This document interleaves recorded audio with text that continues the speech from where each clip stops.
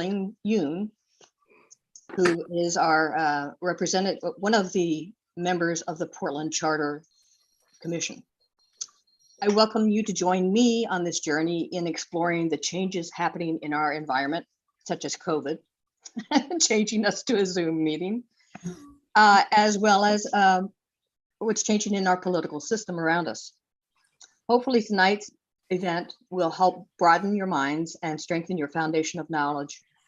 At this meeting is my hope to create a safe, welcoming environment for all members, and that you'll have a takeaway of a better understanding of your part in these changes and what can be done to promote a healthy, equitable, and well-managed community as we move forward. At this point, I'd like to go ahead and have a couple of announcements, and that would be our land acknowledgement statement and then neighborhood agreements. Don, could you share with us? Certainly.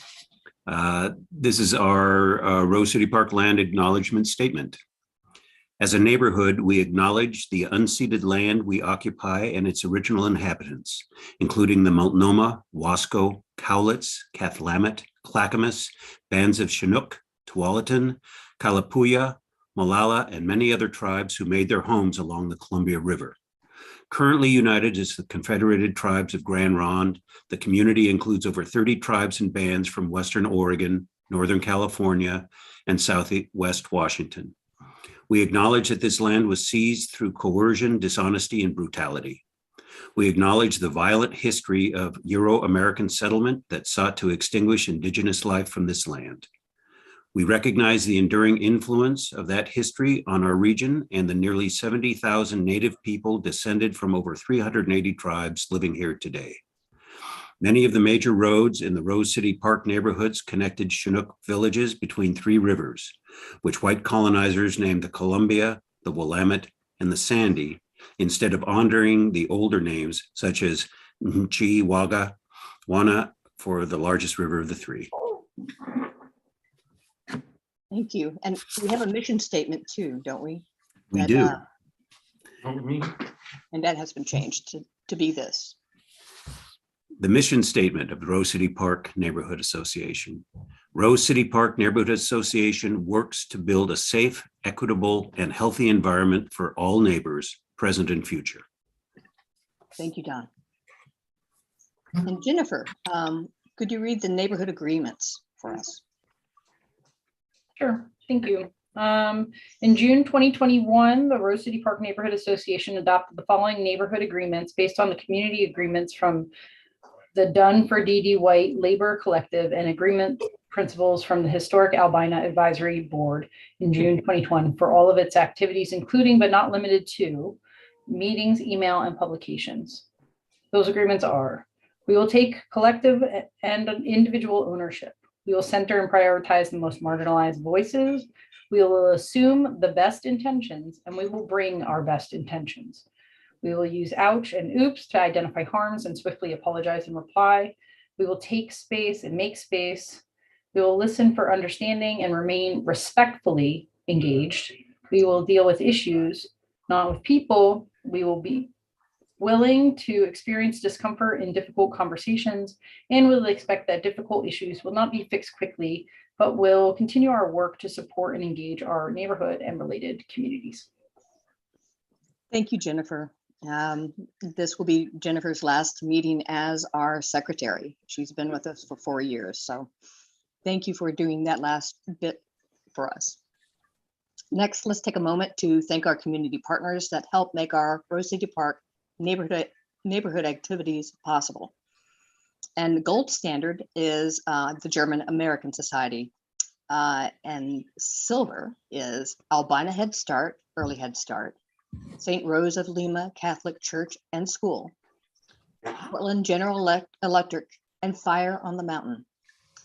Bronze level are TDR and Associates, and that's a land use planning and public engagement firm, and Paper Jam, who has done a number of our printings. Let's give them a round of applause.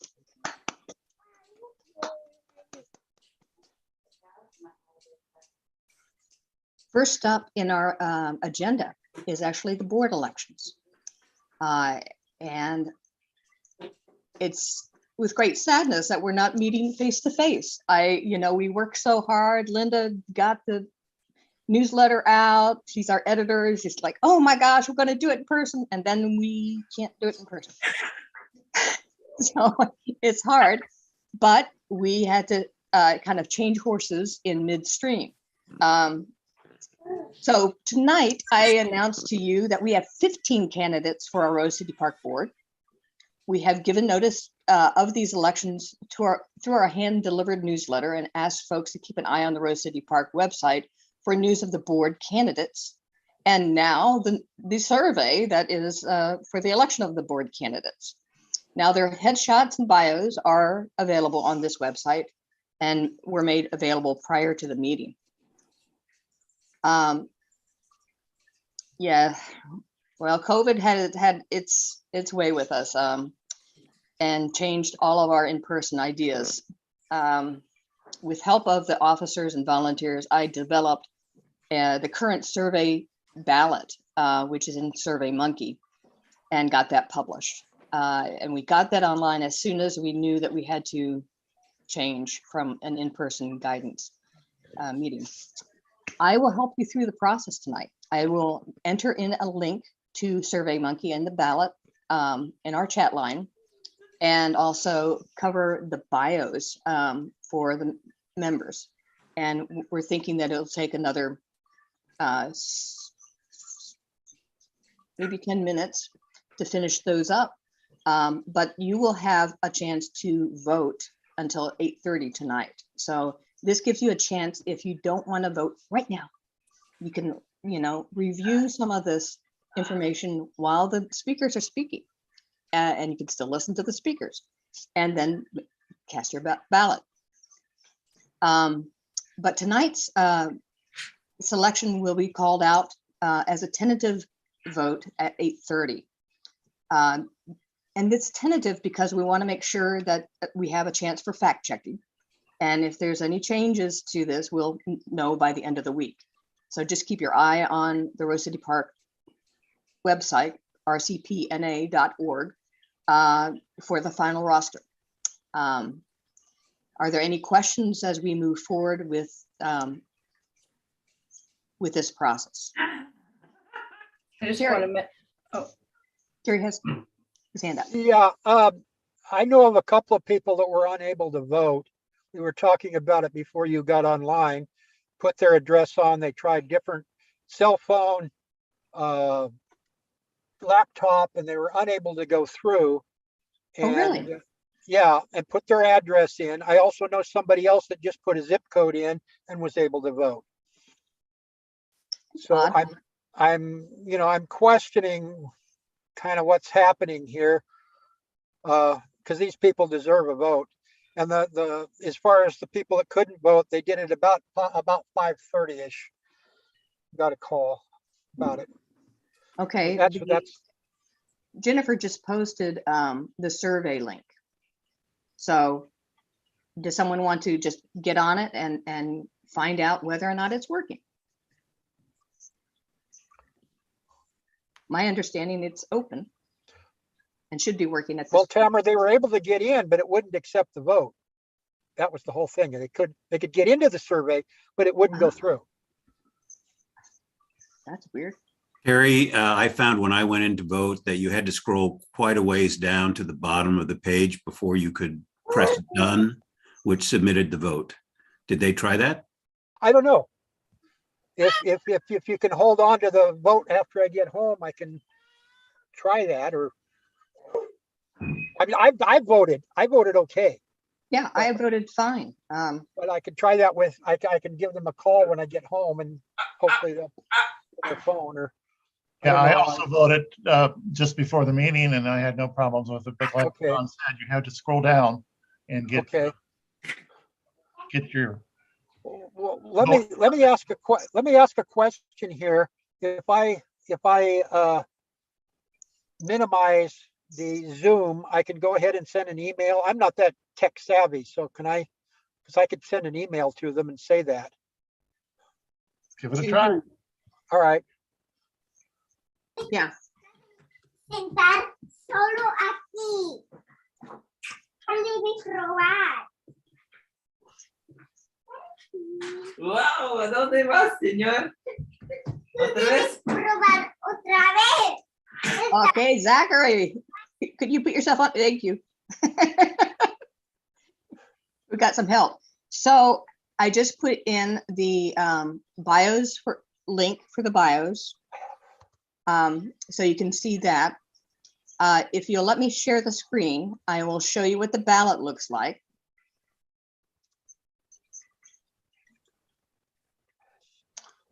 Do you have permissions?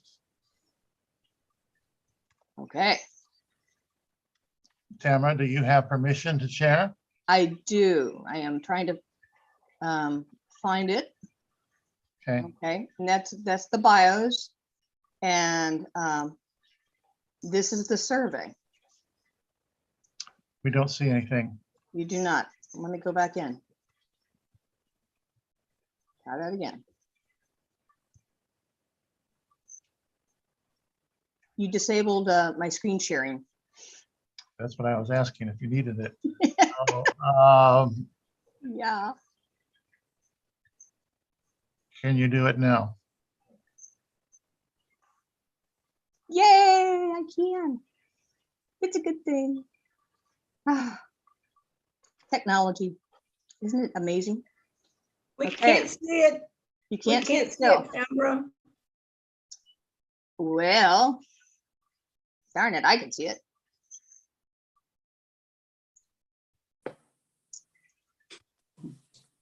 It's probably because I don't have a hard copy. All Your turn. right. Can you see this page? No. No, that's not doing anything. Tamara, would you like me to try to share the ballot? Is that what we're looking at? Oh, Here- looks here it like it's is. working. Okay, that's the, this is the bios.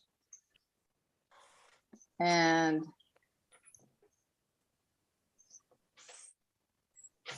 can you see this now? This is the ballot. Yes.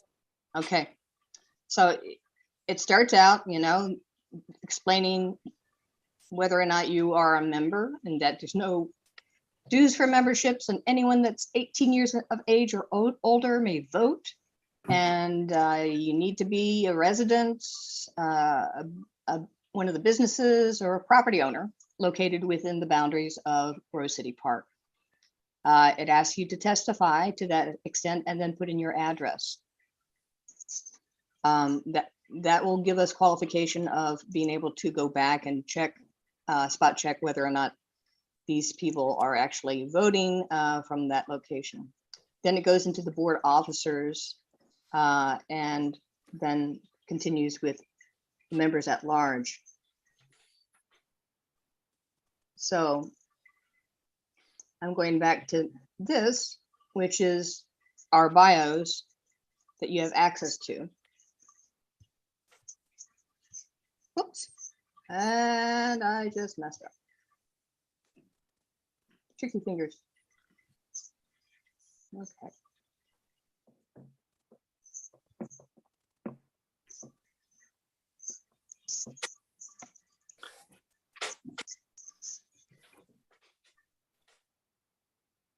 Okay, so we've got one. Can you enlarge the bios? Yeah, let me see what I can do. Thank you.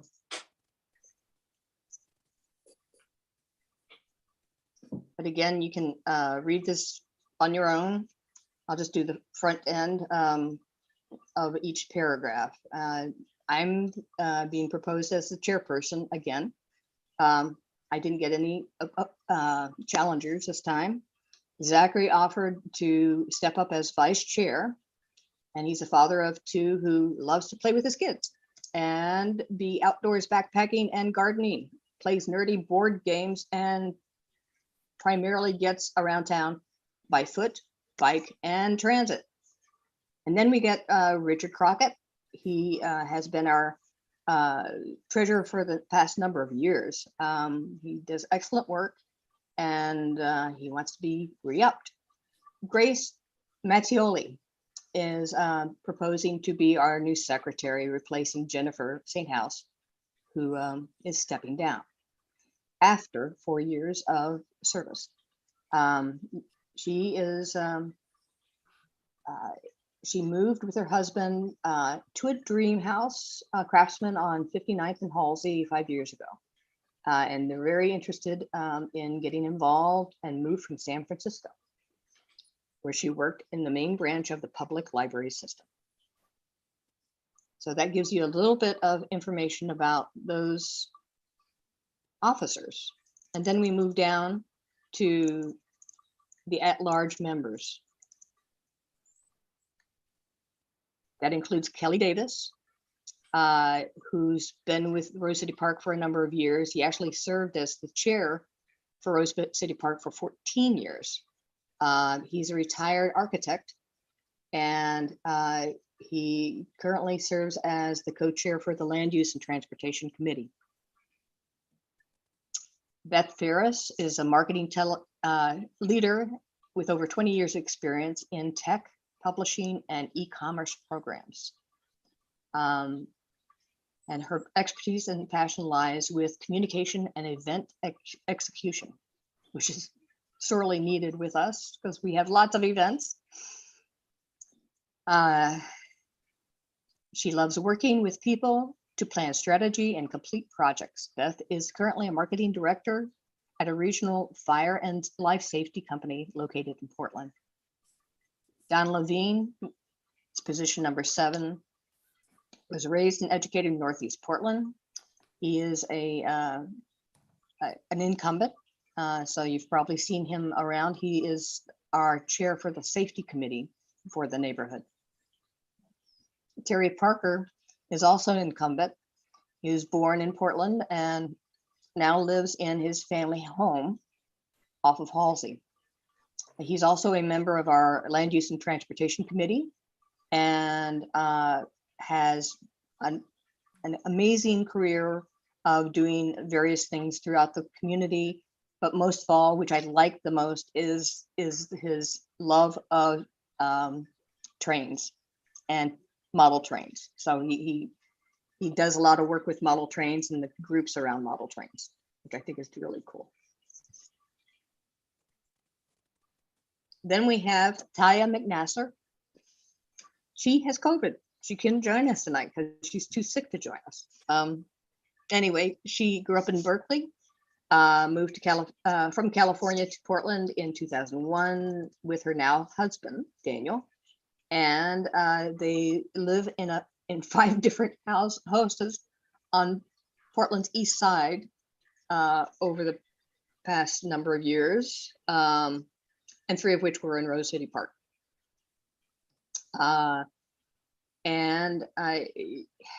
She has a very cute dog, and who loves my dog.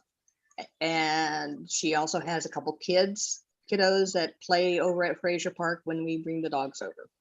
So she actually helped with the community garage sale over the past week and a half, getting that ready.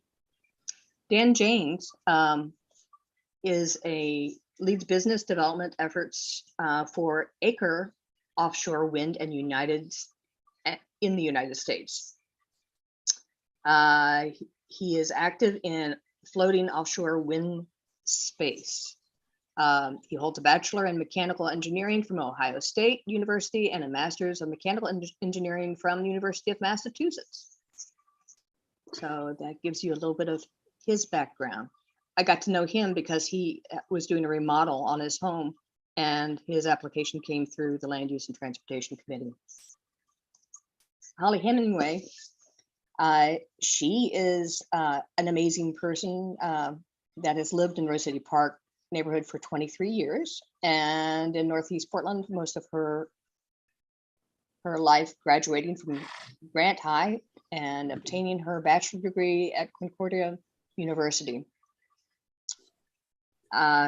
She worked in the field of human resources over the last 40 years, most recently as the Director of Human Resources for OHSU.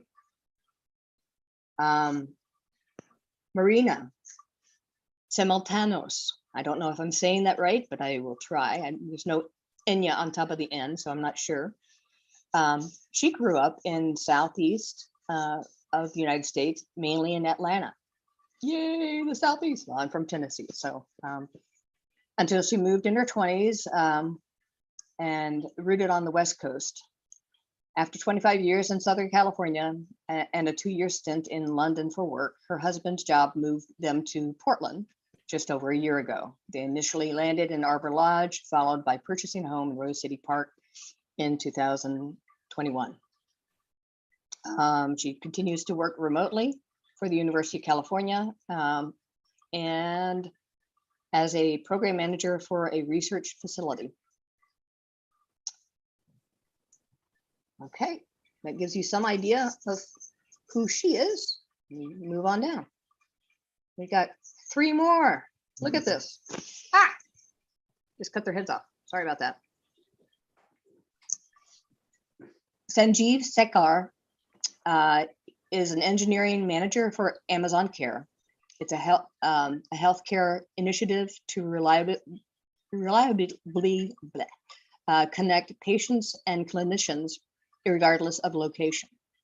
Boy, this telecare, you know, this has really been needed with COVID. As an engineering leader, he focuses on creating equitable, diverse culture within mission-driven organizations.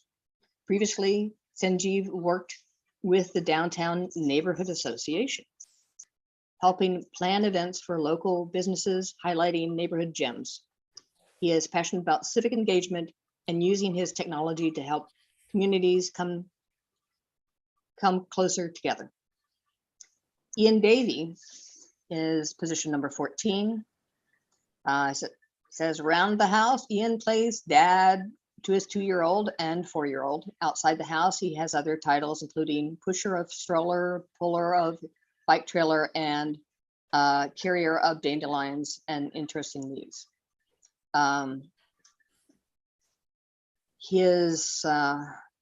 This home reality has given Ian a perspective for Rose City Park Neighborhood Association board engagement and the broader community engagement that comes with it.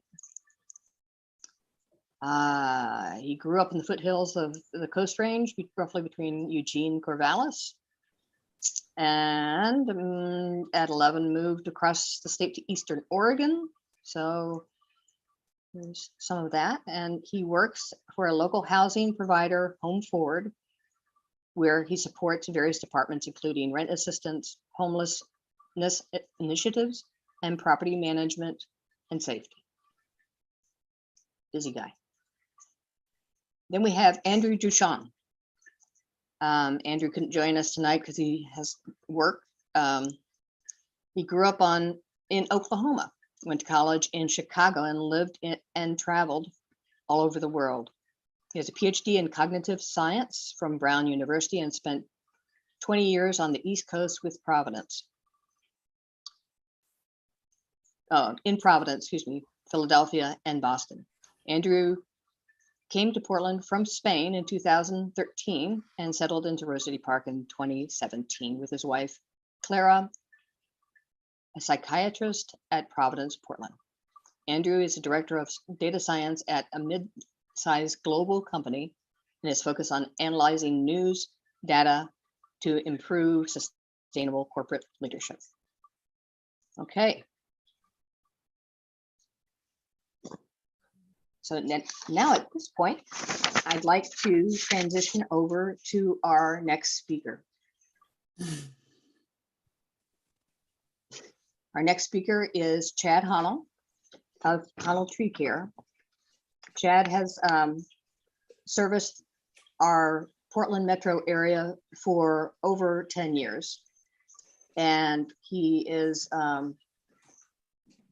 just a wealth of knowledge when it comes to trees. He works on my trees and has worked on my home property, and I have 2 other properties that are housing rentals, and his company has worked there as well. So disclosure, I have hired him in the past, but I just find him a fabulous person. And I will turn it over to Chad. Do you want to hear about care of urban trees? Yeah. Okay, can everybody hear me? He's the guest Yes, sir. speaker. Okay, how's that sound? Sounds good. Great. Okay, welcome everybody. My name's Chad Honnell. I grew up in North Portland. I went to school here in Portland, went to Oregon State, and have settled here. Father of three. Was a school teacher for 7 years, and then ended up, now I'm a tree guide, and a tree guide for 13 years. I was invited by Tamara to speak because the last few years we've seen a lot of change in Portland's urban forest, and due to the drought, like I've grown up here and I've never seen some of our native species die, and I've last 5 years seen quite a few die, but the forest is resilient. So I just wanted to step back in time a little bit. Can you all see the screen? Yeah, so Portland at one time, you know, a little over 100 years ago, basically was all clear cut. And because of thoughtful people and planning, Portland now is a city that's full of trees. And actually it's a pretty resilient, healthy system. So a lot of our neighborhood trees, the Doug firs, the big leaf maples, Oregon white oaks, they're thriving. But then we're seeing trees like our western hemlocks, especially after the heat dome last year, western red cedars, red alder, grand fir, noble fir, those species are all struggling and going into decline. So I kind of wanted to break up my talk tonight about how to care for new trees, and then what do we plant, you know, for the future, and then how do we care for our older trees? So kind of like I see caring for trees like caring for people in our community. You know, you got baby trees, all the middle agers that don't need much care, and then when you get elderly, you might need care again. So middle-aged trees don't really need that much care, but baby trees and elderly trees need more and more. So here's a tree we just planted over right off of Sandy, and so planting new trees kind of plants hope. We're moving forward. The earth naturally replants trees, but planting street trees, a lot of thought should go into the species you plant. And the biggest thing you want to think about is planting depth. And also you could see with this street tree that we've mulched around it. So mulching a tree is going to be one of the best things, second to watering a tree, that you can do to keep it alive. We recommend putting about 4 inches of mulch, and you could use compost, manure, or just ground up chips.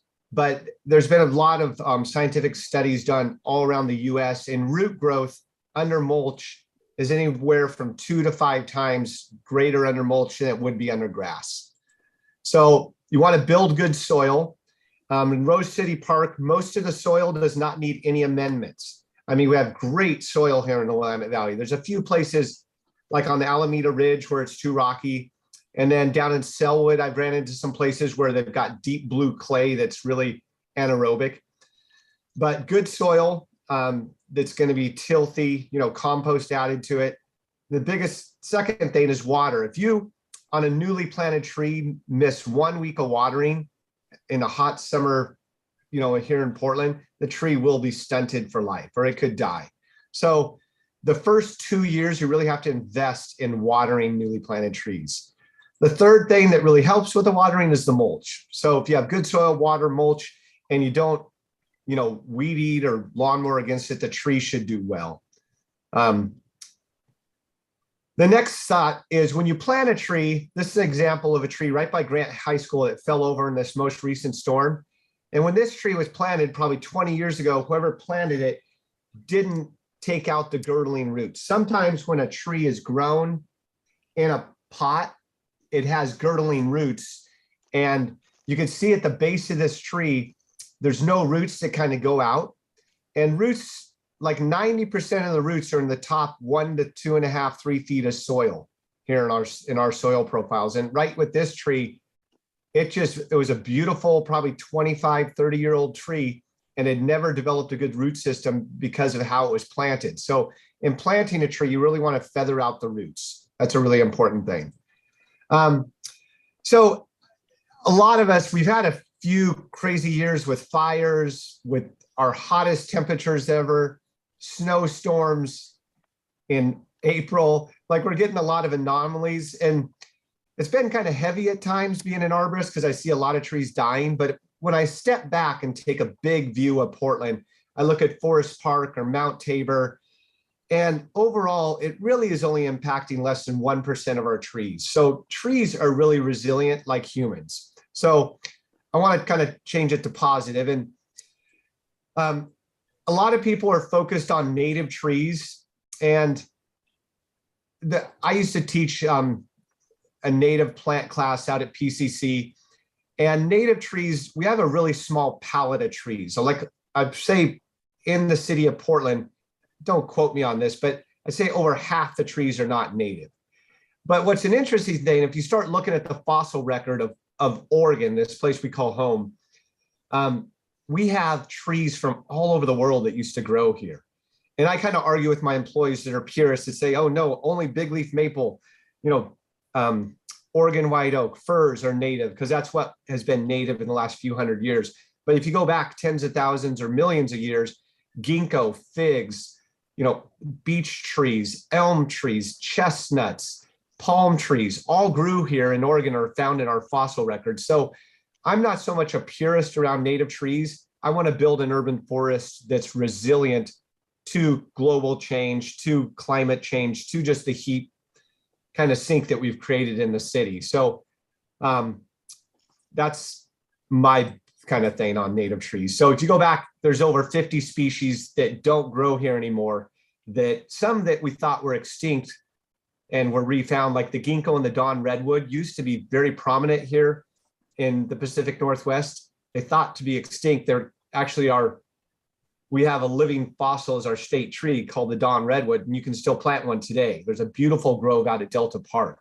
So dawn redwood's a great tree to plant that you could call native or not.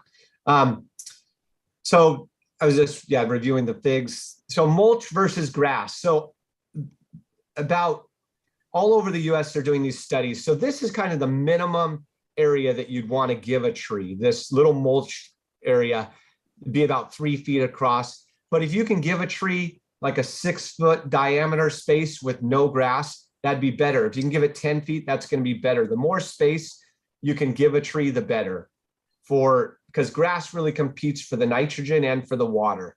And that's why all these studies have been done recently that show, root growth goes up 200 to 500%, or 2 to 3 or 5 times under mulched areas compared to grass areas. And this is a beautiful picture, and it also shows the proper planting height. Whenever you want to plant a tree, you want to make sure that this root collar base here where it swells out is right above the ground. So let me go to my next slide. So here we are, we're in climate change. I'm planting, like I planted an olive tree in my yard this year, but I also planted a Western red cedar. I have hope. Western red cedars, the tree of life here in the Northwest. It's what the indigenous folks here used to make their homes, their clothing, their fishing nets out of. And it's a tree, though, that I've never seen die to the last 5 years, and I've seen hundreds go into decline. This is a picture I took 2 weeks ago, a grand fir. It's like a 150-year-old tree, just went bone dry because of the heat dome up by Skyline. So we're mostly losing Western red cedar, red alder, hemlock, grand fir. Those are what is struggling with this heat cycle that we're going through. And the species that are doing good that we would call more modern natives are Doug fir, Oregon white oak, big leaf maple, and madrone, if you're looking for something to plant. Here's a Western red cedar. The top 20 foot of it died over the last 3 years. And so there's some cases where normally as arborists, we do not top trees. It's actually illegal to top trees in the city of Portland. But for this tree, I got a special permit where rather than removing this Western red cedar that might go for another 20, 30 years, we took off the dead top. So we reduced the dead top because it was right above the sidewalk. And so the tree hopefully gets another 10, 15 years. But also to extend the life of this tree, I'm telling people they should water, once every 2 to 3 weeks. And when you water, you really want to saturate the soil. I'm talking put on the sprinkler or hose and leave it on for a couple hours. You want to give it a good deep watering. So mulch, back to caring for the mulch trees, the more mulch you put around them, the better, 4 to 6 inches. Water once every 2 to 3 weeks, and then pruning to preserve them. So in this case, this one had a hazardous bit, so we just pruned out the hazard and we left the rest of the foliage, because the rest of the needles or leaves on deciduous trees are what are going to keep it alive. So the more you leave on it, the better. We live in a beautiful ecosystem for trees. There's a great diversity you can plant here. Northwesterners have always cared about their trees. And so I find it, I've grown up here and I've loved it as a place to live because I'm a nature boy and we're close to the coast, the mountains and the high desert. And that's what's brought me a lot of joy. So I think now we want to open it for questions, Tamara. I was a little quick. Oh, that's great. No, it's perfect. I think opening up for questions and going at it would be good. Let's see. Anyone raise their hands? I have one question. Yes, Dan. Okay, Dan. Yeah, Chad, I have 2 trees, the parking strip trees. Actually, you planted them for me about 15, wow. Yeah, about 15 years ago on 60th Ave. Awesome. Yeah, and they were great up until last year when 3 days of 116 degrees. For some strange reason, one of them didn't get affected at all. The other one, the whole top of it got burned off. So I had an arborist come over and he trimmed it up pretty nicely, but it's now, comparing the two together, they look like, Abbott and Costello, So what do you recommend I do? Should I trim the other one down or just leave it and let it do its own natural thing? Well, I'd hate to trim down a healthy tree. I looked at a similar situation. So you have to kind of make that choice. In the city of Portland, a street tree is protected and you can't top it. Right. So I would let the healthy tree be healthy, and then you have to make a decision about the unhealthy tree. Can you get some more years out of it? And there's sometimes I always, I'm an optimist where I'm like, trees can live 300 years, but I've learned over time that 100 years in the life for an urban tree is a really good long time. Mm-hmm. And there's a time just to be like, okay, I'm going to take down this tree. So taking down the one that's not healthy, if the city allows it, if it's dead, dying, or dangerous. So if it's toast enough that it's dying, they would allow you to remove it. Then you could pick a species that would go the next 50 or 100 years, hopefully. What species of tree is it? I was just thinking of that, and I can't remember the name. It's a Japanese name, and it's Katsura. Thank you very much. You probably so remember. Katsuras really love water, and they love summer. They're from an area in Japan that gets more summer rain than we get. Yeah. And so to get, I saw that heat dome coming, and to keep all my trees alive in my yard, my wife ran the sprinklers for 2 days straight before the heat dome hit. And that's how my trees made it through. But so if we get these 100-degree weather patterns again, you really just have to get the soil saturated so that the trees can uptake enough moisture to keep their foliage alive. So does a Katsura require more water? More water than like a lot of our native species, or other, like a Persian ironwood is more drought tolerant tree, but a Katsura is not a very drought tolerant tree. It needs. Now you tell me. We're always learning. Yeah, you're the guy who planted it. Another person here, Richard Crockett has his hand up. So I have a question about a couple of catalpa trees in my area that look like the heat wave really got them last year. There is no one on the property. The property is vacant. And there is, the second tree is across the street from the first in kind of parking lot area, and I don't know who would have that. What are our options on having someone coming in and taking a look at it and determining if they are dead dangerous? Because the first one has dropped some significant limbs in the past couple of years. Yeah, so you could call any arborist and they'll come out and usually give you a free consultation. So there's a lot of wonderful arborists in the Portland area. And so I would call a company and have them come out and evaluate it for you. And then you'd have to determine, who owns the property. If it truly is a hazard and the person's being negligent, I tell people to first outreach and have a conversation. But there are times where, you have a hazardous tree and it's ready to hit, endangered somebody's life. And if somebody won't take action, the city has a method where you can report it as a nuisance.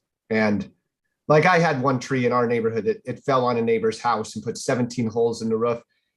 And that had been sitting there dead for 15 years. It was like it should have been taken care of. So there's times where it's good to turn something over to the city if somebody's not being proactive. Thank you. Okay, thank you. Zachary? Hey, thanks for being here, Chad. Two Yeah, questions Zachary. for you. First one is timing. I mean, are we getting too late in the season to plant, considering summer is right around the corner? And then the second question is, in other words, should I be waiting to plant a parking strip tree for the fall? And then the second question is, a lot of our parking strips are covered by electrical and internet lines at 30, 40, 50 feet. Yep. And, putting a Western red cedar under there might be problematic. And so how do we navigate the choice of what tree to put when you want canopy, but you want to recognize that in 20, 30 years, you're not just going to have to chop off so much of the trees because they're up in the lines? Okay, great question, Zachary. So two things. So to plant a street tree, you need to get a permit from the urban forestry, the city of Portland. And what they do is they'll come out and they'll measure the strip and they see if it has wires, and they give you a list of approved street trees. So it's a great system set up. It's evolved a lot over the last 20 years, and it's in a pretty good list of trees. So they'll look at your strip and say, hey, you can plant a Western red cedar, or no, you have to plant a snowbill or a Chinese dogwood, but they'll give you a list that has at least 7 to 12 trees on it. And then secondly, to plant a tree, my ideal time to plant a tree is like the end of November, through March. Like I'm going to be planting a tree in the front of my yard probably tomorrow. But if you plant a tree this time of year, you just need to make sure that you don't miss a week of watering. It's a little, yeah. So if you're going on vacation for 2 weeks or something and nobody waters your tree, it really could be the death of that tree. There's so many trees I see that people plant. Like even today, I looked at one in the West Hills. A lady had planted a dogwood. She's like, yeah, we went on a 3-week vacation after we planted it. It's like, you can't do that in the Northwest because we get that 3 months of drought. And if a tree really dries out in 90-degree days, I mean, it's stunted for life. It's really bad. So you can plant if you're around all summer and you water every week. I tell people a newly planted tree needs 10 to 15 gallons of water a week. If we get into the 90s and hundreds, you want to water it twice a week to 10 gallons, 15 gallons twice a week. Okay, we got Linda next. Mine is simple. What does it mean to girdle a tree? Okay, so girdle, it means to choke. Like here I've got this little tree, right? And I'll pull out its roots. So can you see this? Yes. Okay, so if one of these roots was really big and went around and around and around, so if I planted this without kind of fingering out the roots, fingering out the roots means I'm going to pull them out, pull all these little roots out. But if I planted it without moving these roots and they just went in a circle, right? So they would grow in a circle around and around at the size of this pot. So when the tree got to be, 10 inches the size of this pot, it would have circled roots that actually choke it. So all the movement of water and food occurs in just the outer little bit of the bark. It's called the cambium. And if you cut that or girdle it, it cuts off its life force. It dies. I've seen people hang a hammock on a tree, like a thin bark thing, like a red oak, and kill it in 1 year, like a 20-inch, a big tree, 40 feet tall. They hunt it really tight. And in that growing season, the tree tried to expand and it couldn't. And it basically killed the tree. So there's roots, they can actually choke themselves if the roots aren't basically uncircled. You want to feather them out, we call it. So the roots will grow out rather than go in a circle. Does that make sense, Linda? Yes, it does. Thank you. Yeah, great question. So you can do that with rope, like rope will girdle a tree, twine will girdle a tree, the roots will girdle a tree. So you just don't want to ever tie anything around the bark. You got to consider that's a living being that needs to expand every year. Chad, I had a do- question for you. Go ahead. I know that there's a number of trees and just within a couple blocks of here that look stunted and look, damaged, and no one's really taking care of them. And I'm not quite sure what to do to help them, other than bring it to their attention that something needs to be done, get an arborist in. But I also have my own personal fear of an urban fire happening, because there is, some of these are standing dead and not being taken down. So what are your suggestions on that?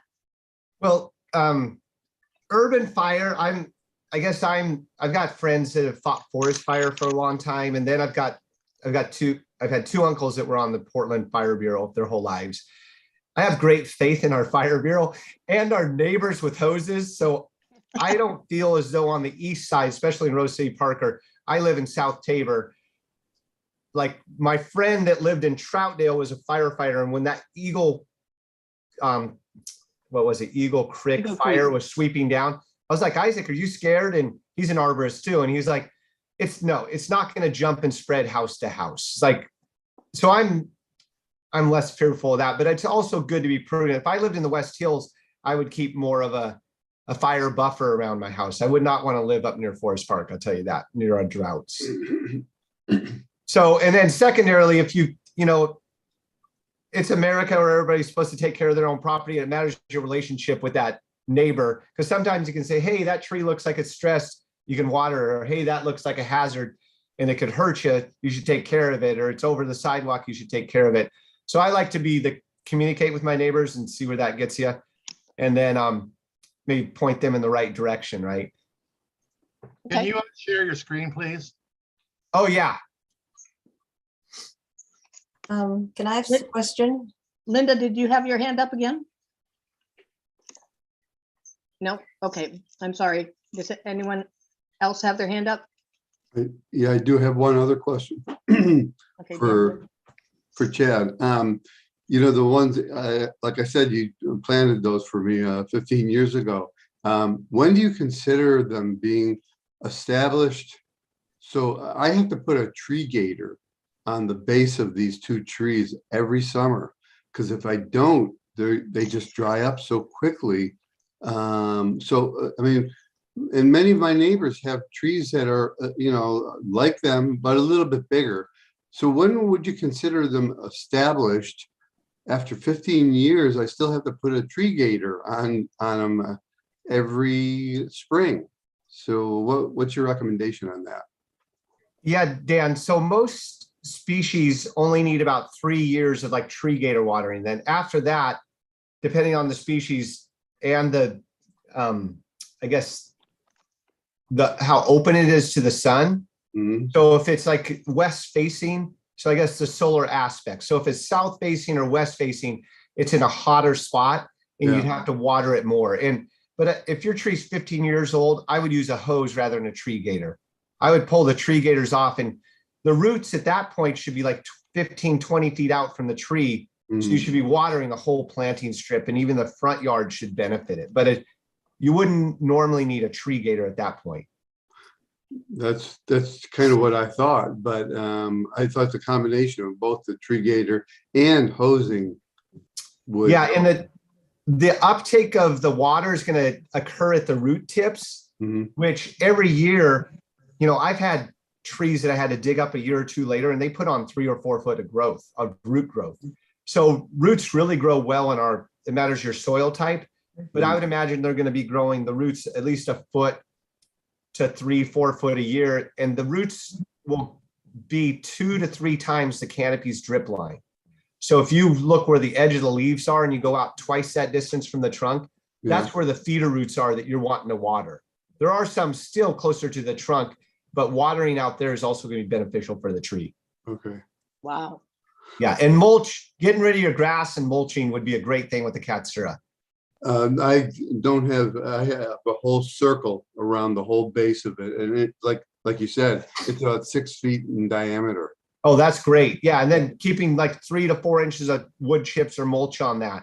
And if with a Katsura, you could even go out 10, 12 feet if you wanted, and that would benefit it. Okay. Yeah. All right. Okay.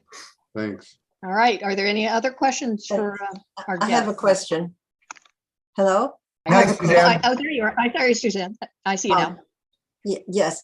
On the April 11th snowstorm, a huge branch from the hawthorn tree behind our house. The hawthorn tree is about 30 feet or so tall. It's a big one. And it pulled off a strip from the bark of the main trunk, about 1 foot by 5 feet long. Wow. And we were told just to leave it, but I thought that you painted something on it. And so I'm wondering about that. Yeah, so hawthorn wood is very dense. It's a very. Could you try again? Hawthorn wood is very dense, and the tree will sucker out. It has something. It'll re-sprout from where the tear outs were on the bark that's still living around that. I'd have to look at that situation, but normally as arborists, we don't paint anything on wounds anymore. It was proven that it hindered. Trees don't heal themselves. We call it sealing. So basically, they compartmentalize or seal off the decay. And so that by painting on tar or whatever people used to put on, it used to hinder that process that the tree tries to seal off its wounds. I see. So we should just leave it. Just leave it. And a hawthorn, they're resilient. They're tough. It'll just sucker out and grow. They're kind of more of a wildlife tree. I have a lot of respect for them, but they're wildlife trees. They're as wild and tingly, and they're good for birds and other things. Wonderful. Yes. Yeah. Okay. All right. Thank you. Okay. Thank you so much, Chad. Oh yeah, my pleasure. Oh, and I appreciate the help and hope to see you in the near future in our neighborhood. It's all these people in Portland that care is what's going to keep our urban forestry alive and well as they take care of us, and make Portland a more resilient place by giving us shade and, fruit and stuff. So the idea of a chip drop brigade is not a bad idea to help. It's a great idea. Yeah. Right. Water and chips. Water and chips. Sounds great. Okay. Thank you. Thank you. Yeah. Have a good night. Thanks. Good night. Yeah. Next, we have Melanie Hilling-Hume. She is one of the most outstanding members of our Portland Charter Commission that I could find a bio of. And she has been a negotiator overseas. She's well-traveled and is actually very acutely interested in making sure that we as a community are serving everyone. And I really appreciate that because that's not always been the case. So let me introduce Melanie and you get to have the floor. Welcome. Thank you. It's nice to meet all of you. I've been looking forward to this meeting. We scheduled it quite some time ago. This is an exciting time because we're going to be making our final vote on June 14th. And the end of our listening sessions, community listening sessions is March 31st. March 30th? I'm not sure how many days are in March. The last day of March at 5 o'clock. Already in May. You're right. I am so confused that I don't even know what day it is anymore, much less month. May 31st or May 30th, whatever is the last day of May. So I'm going to, I have a PowerPoint presentation that I'm going to share with you. Just a word, when I'm in the presentation, I can't see you anymore, but if you raise your hand, I can probably see that, and I don't mind being interrupted at any point. You can interrupt me during the presentation, or you can hold your questions to ask me afterwards. I'm fine with both. I'm going to try and keep this not too long, so there's plenty of time to responding to your concerns or questions. Okay. Here we are. And come on. I'm doing better. The last time I gave someone a date, I said January. Definitely falling apart. Okay. So here we go. I'm going to talk to you about the where we are right now on charter review. So as you may know, the Portland City Charter is similar to the Portland Constitution. It doesn't deal with everything in depth, but what we really look at is the form of government and how we make laws, how the government is to be organized. So that's what we'll be looking at right now. The Charter Commission began its work in December of 2019. There are 20 of us. We simply, in my case, I just simply applied. We were selected by what was then the currently running city council. They chose 20 of us. In terms of authority, the interesting thing is that if 15 or more of us agree on the proposals that we put forward, they are going to go straight to the voter. They'll go straight to you. They will not go through city council. The only intervention will be by the city attorney to make sure that whatever we do is legal. But the proposals that we present will, in all likelihood, go straight to you. We divided our job between two phases. We're currently in phase one. Phase one dealt with the really big overriding issues of how our government works. Phase two is going to deal with more specific issues. In phase one, we broke it down to 3 issues: form of government, the number and makeup of the city council, and the form of voting. Just to remind you that June 14th will be our final vote. It'll be referred to the ballot on June 29th, and you will have a chance to vote yourselves on whether you like this or not November 8th. I do want to point out one exciting thing about March 31st. I told you that if 15 or more of us can agree. I will also say that when we enter this process, we come from all walks of life, different ages, different ethnicities, different parts of the city. On March 31, when we made our initial vote on the draft proposals, it was unanimous. So there's really a strong incentive to get these proposals out to the voter. The first thing we did before we started looking at details of what we wanted in the charter was what kind of outcomes we wanted to have. And some of them are that we really wanted more Portlanders to vote, more Portlanders to feel that they had some skin in the game here. And the people who were elected represented those voters, that people felt that there was someone out there who stood for them. I'm going to give you some more specific things here that we also said that we wanted. And the number that comes after that is we held we didn't conduct them, but we requested 2 different research surveys.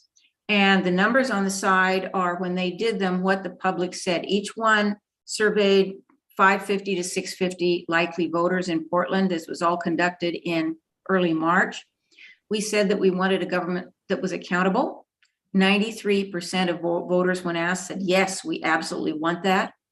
Transparent, effective, responsive, representative of all areas of the city, and equitable. And as you can see, all of those were approved by about 3/4 or more of the population.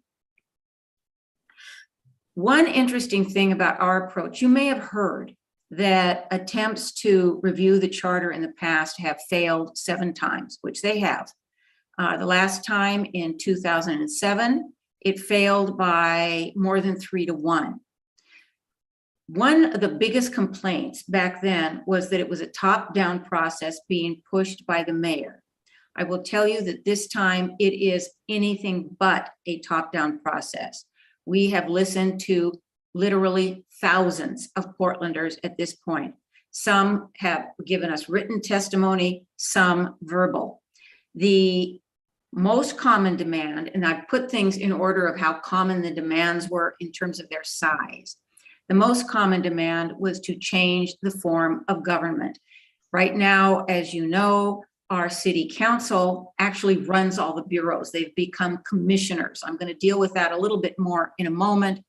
But what it has done is led to a situation in which no one really knows who is representing them.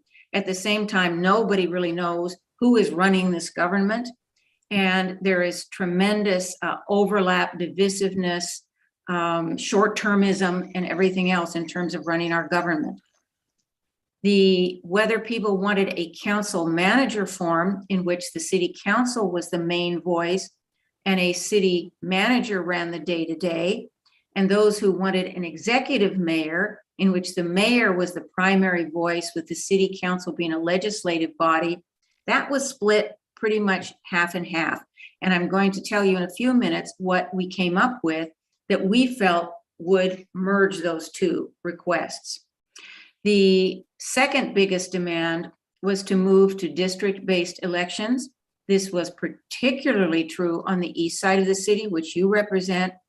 The people felt on the east side that there was absolutely no one representing them, no one understanding what issues they were facing.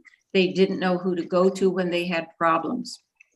Smaller requests were to increase the size of the city council and to move to ranked choice voting. I'm going to talk about each of those briefly, one by one.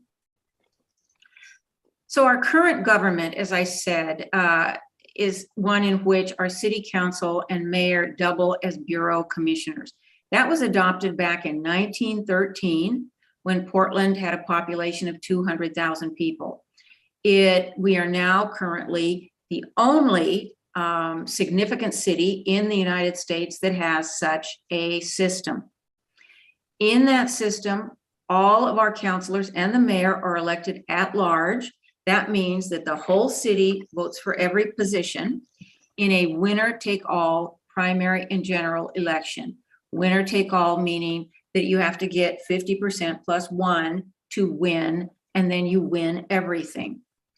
So in talking to the people who run the government, as well as the people who have to deal with the government, citizens like yourselves, we found a number of problems with the current system. The first one is this: with the council doubling as bureau commissioners, there was a lot of bureaucratic siloization, infighting, and inefficiency. Each commissioner runs 4 or 5 different bureaus. You could be, say, a bookstore owner right before you're elected and become the head of the fire department right after you're elected. More than that, the mayor is entitled to change your position at will. So you may be the head of the fire department this year and the head of the police department next year. This has led to a lot of bureaucratic siloization, infighting, and inefficiency. Just to give you a couple examples. One is that for example, the Office of Emergency Communication is under a different commissioner from the Office of Emergency Management. So they do not work together. That means that they can't deal with long-term problems or even really big short-term problems. Another example is that the current system of trash is bits and pieces of it under all 4 different commissioners, plus the mayor, all working independently. Right now, as we speak, there are 6 different surveys going on and what's wrong with trash in America, none of them coordinating with one another. This has led to an inability to address multifaceted, long-term issues, the kind of problems we are facing today in terms of trash, homelessness, crime, traffic, global warming, and so forth. A second major issue is that there are too few representatives for 650,000 people. We've spoken to a lot of experts on government, and what we hear is this sweet spot for representation is about 1 counselor for every 50,000 people. Well, that's what we had back in 1913 when we had a population of 200,000 We said 4 commissioners. Well, now we have 650,000, but that number has not grown. Imagine a school in which you initially have, say, 50 kids for 1 teacher. Now, at this point, we have, I can't even do the math, about 250 kids for each teacher. This leads to no local representation, no knowledge, and no accountability. When things are going wrong in your neighborhood, do you know who to go to? And if you do, congratulations, because you're one of very few people, including myself, who do. I had a terrible problem with trash down below my house, and I called 5 different bureaus to try and get someone to deal with it. And eventually a kindly police officer took care of it. By having a primary and a general election, they get minimal or skewed voter turnout. The number of people who vote in the primary is normally below 50% of those who vote in the general. And so in an election, our top 2 candidates are chosen by a minority of the population. And this gives an advantage to wealthy or powerfully backed candidates. Whoops, I think I went too far. So what we came up with are 3 major changes. They need to work together. I think of it as a 3-legged stool. If we go with just 2, we're going to tip over. So the first of these 3 changes are that we are changing the form of government entirely. Instead of the current commission form, we are looking at a hybrid version of a mayor-council form of government. I say a hybrid version because when I presented you with those first 2 versions, one was a mayor-council in which the mayor was the executive who ran all the bureaus, and then the council was the legislature. The council manager form, the council ran the government and the manager ran the day-to-day bureaus. We kept hearing from people in all of our talks that they wanted both. They wanted a mayor who could take responsibility, who would be accountable. At the same time, they wanted a professional who was running this city. And ultimately, we determined, why do we have to say one or the other? Why can't it be both?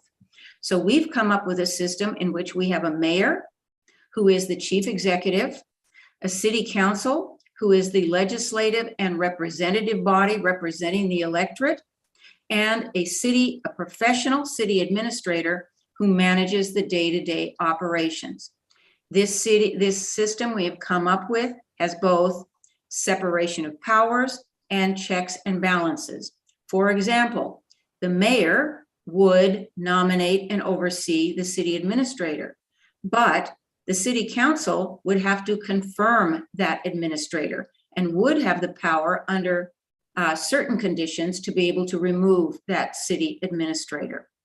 The city council is the legislative body that would develop policy or legislate policy, but the mayor would be the one who would carry that policy out.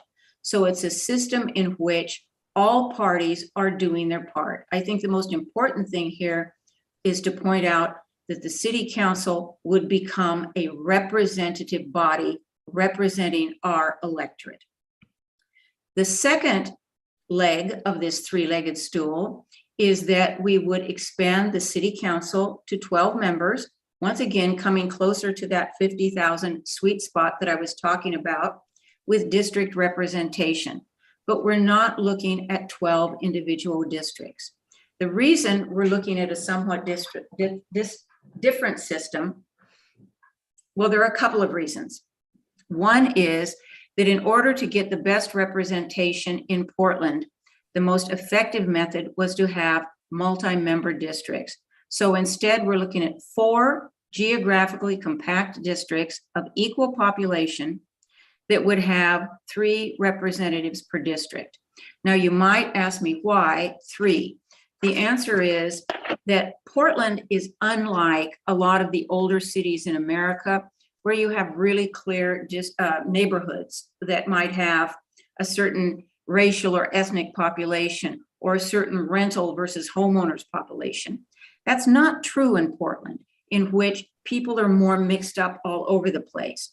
And so as a result, the dominant group whether it be Caucasians, which make up about 71% of the population, or homeowners who tend to vote, who tend to be dominant right now within our system as opposed to renters, have a distinct advantage.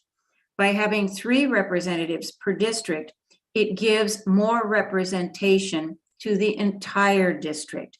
Your district may be made up of different ethnicities. It gives each of them a stronger voice. Just, this system is the most popular system in the world. 95 countries use it, including Ireland, Scandinavia, Israel, Spain, Holland, Austria. But one thing that many states do it as well. And so to give you an example, in Maryland, they have both single member and multi-member districts. In the single member districts, 29% of elected officials are women. In multi-member districts, 45% of elected officials are women. So it's just giving a better and fairer representation of the people who make up that district. The final leg of that 3-legged stool is ranked choice voting in a single election. Let me be clear. For those of you who are concerned that ranked choice voting is too complicated, you don't have to do it. Ranked choice voting allows you to rank the candidates in your order of preference. It does not force you to do that. If you wish to vote for one person, you may. If there are 15 people running and you want to rank 3 of those, you may. It is an option that allows you to have more than one vote, so that if your first choice does not get selected, your second or third choice would count, so that you have more of a voice. It is more representative. In a first past the post system, as we currently have now, or winner take all, 50.1% can get their vote, get what they want. In a ranked choice system, we go up to mathematically 75%, but realistically closer to 90% of people will get one candidate that represents them or as one of their priorities. It also will eliminate that primary in which very few people actually vote. A lot of people have asked me why we think it's going to pass this time. Well, the reason is that Portlanders are pretty unhappy. I don't think I'm telling you anything that you don't know. When it failed back in 2007, 70% of Portlanders said, this city is fine. Why should we change it? We're really happy. In the latest polls, 80% said our government system is not working. I might add that only 8% said the government system was working. There were 12% who had no idea and probably should be barred from voting as it is. We are putting together a package of reforms, not just a change in the power of the mayor. We have listened to the public. This is absolutely built from the bottom up, not the top down. And the public has told us that they want strong checks and balances, which we have put in this. As I've said, it will go straight to the voters. We have done extensive research on comparable cities' experiences. And these are really old figures. At this point, we have surveyed over 7,000 Portlanders. So in the 2 polls that I mentioned, I'm just going to go through this very briefly. This is what we found. 72% of Portlanders support ranked choice voting. 58% support multi-member districts.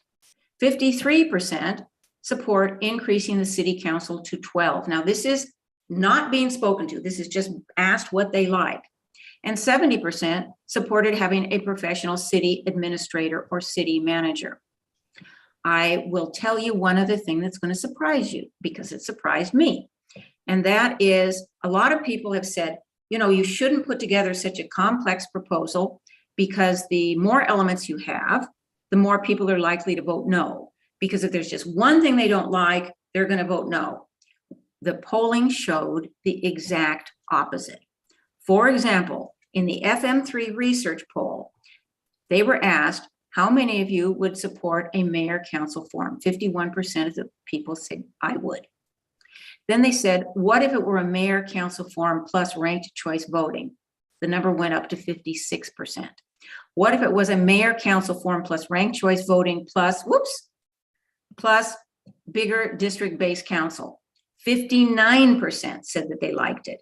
So I think that what the voters are asking us for is a new system, not just carving around the edges. So you don't have much time. Our public comment period ends March 30th, but you can still go to the Charter Review website and give your comment. We absolutely do read them. You can also get documents. You can get an exact version of the proposed charter that we have at this point. I will tell you that on June 14th, we will be making amendments to that charter, and I think we'll begin discussing them next week. But now what I would like to do is to answer your questions and to hear from you. Terry. Yes, my name's Terry. I was there at the hearing on Sunday and testified, and I heard a lot of other people testify as well. And what I heard is questioning three different items here. The role of the mayor as it relates to the city council, the number and size of the districts, and ranked voting, and the fact that it failed in Baltimore. How do you react? What is your reaction to the testimony basically that was given? Because I heard a lot of this from more than one individual. Some of it's my own. Thank you very much. I'm looking up some numbers here so that I can give this to you. But so I didn't have time to write all of those things that you said down. In terms of the ranked choice voting, it's used now in about 20 systems. It was not the ranked choice voting that he spoke about having failed in Baltimore. He felt that multi-member districts had failed in Baltimore. It is true that in the past, multi-member districts, when they were not combined with ranked choice voting, became ways to prevent racial minorities from being elected. And that's what they were put in for. But when combined with ranked choice voting, it has the opposite effect. And one very good example of that is Cambridge, Massachusetts, which has used it from, I think, 1949 very effectively. And they have one of the most diverse city councils we have. Terry, if you could do me a favor and remind me of the other two, I just didn't have time. Yes. The role of the mayor not being part of the council, and the number and size of the districts. Thank you. So the role of the mayor is something that actually we're still bringing up right now. It's probably going to be modified a little bit from what we originally voted. There was a lot of pressure by many, including myself, that we wanted to have a system of separation of powers. Right now, as you know, our mayor is virtually the same thing as the city commissioner. They're all the same, with the only difference that the mayor can appoint which bureau these commissioners work for. So we wanted something that was a little bit more similar to the federal system, where you have a clear executive, a clear legislative, and then someone who is managing the day-to-day. We've heard from enough Portlanders that they don't feel that we've given enough power to the mayor. And actually, I'd be interested in hearing your response to this. The mayor, everyone here, the mayor does get to propose the budget. The mayor does oversee the city administrator, but the question comes down to voting. And there are two options. Some of us on the commission are pushing to have the mayor have a tie-breaking vote. We still go for separation of powers, but have a tie-breaking vote. Others prefer the mayor to have a veto. I will tell you that I'm in the second camp, and I'll explain why. I'm just going to give you my reasoning. Because we will have 4 districts of 3 each, I fear a situation that could occur in which 2 districts want one thing and 2 districts want another, and then the mayor making that tie-breaking vote, and especially were the mayor to vote on the side of one district that mayor lives in. Right now, we're seeing a nation that is absolutely divided 50-50, with the vice president coming in and giving a tie-breaking vote. And I think it's splitting our country in half. As we're looking at it right now with a 12-person council, you would have to have 7 people on the council vote for anything. So it couldn't be 2 neighborhoods against 2 neighborhoods. The advantage to doing a veto is that it does give the power of the mayor, who is the only at-large member, to say, I don't think this is good for the city as a whole. But the only thing that would be required to override a veto would be 2/3, which would be 8 people. So at least you would have 2 people outside of those 2 districts. In the end, I'm not going to veto any agreement we come up with over that, but those are the questions. In what kind of role do you want the mayor to play? And your feedback, either written or verbal, would be useful. The final thing was on the number and size of the districts. I mentioned that a little bit earlier. We're trying to get as much representation as we can. And we hired specialists that could come up with single member districts or even 6 2-member districts. And it wasn't giving the level of representation of all people within the city that we were looking for. To be clear, all districts have to be the same size in population. But by having 3 members, that allows you to do 2 things. Not only to get the diversity of that neighborhood, but for your district to have better ability to deal with the kind of issues that you're facing. Because right now, I'm going to tell you that most everything is being done by government aides, by council aides, because the council people are so busy running bureaus. If you have 1 representative in your district, that person would have to become an expert on trash, on homelessness, on fire, on traffic, on whatever else.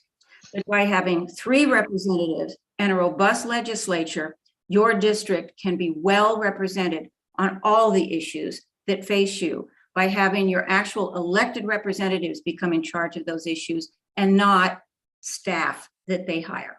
So those are the arguments. Thank you. Susan. This has really been an impressive presentation. So thank you very much for all the work that you've done.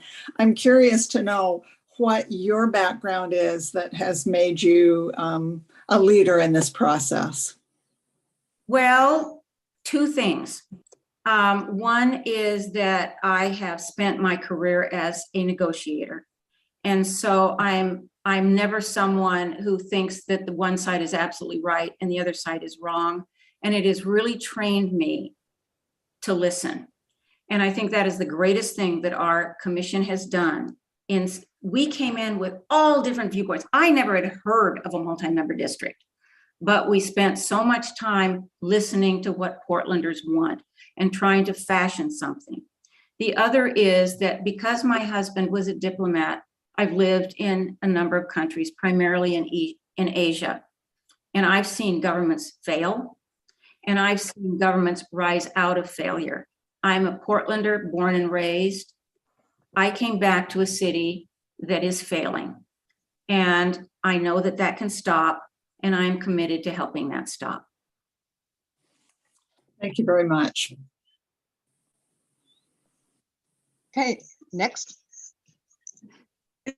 It's me, Tamara.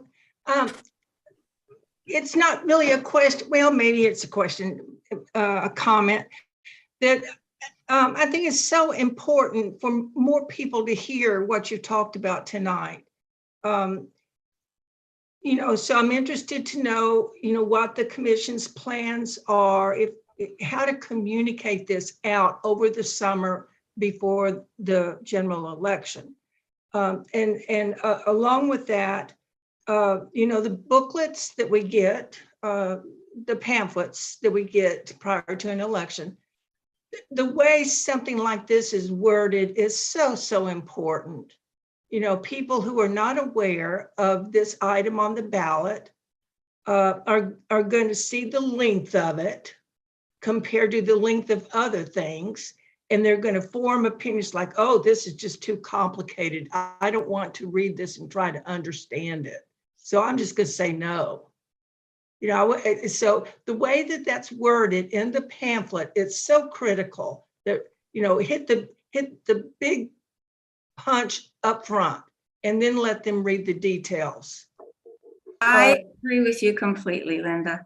Okay, so those are the two comments. Unfortunately, we don't have a lot of control over that. This is all organized. This is all legally done by the city. They approve the language of the ballot. In fact, once the ballot measure is sent to the voters, I'm not allowed to go out and promote one thing against versus another. Having said that, I think there are always ways around things, but that's a story for another day.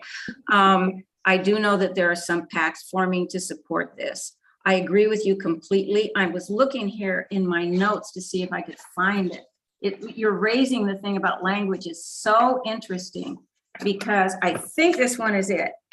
Just give me a second. This one is so interesting. You've got 2 more minutes here. All right, and so when they presented it to when they presented this to likely voters, they asked the question, which is amends charter, change form of city government.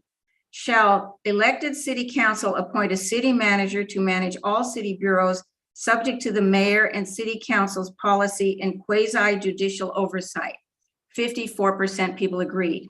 When they changed it to, shall city manager be responsible for managing city functions appointed and overseen by a larger city council with members elected by districts? 70%.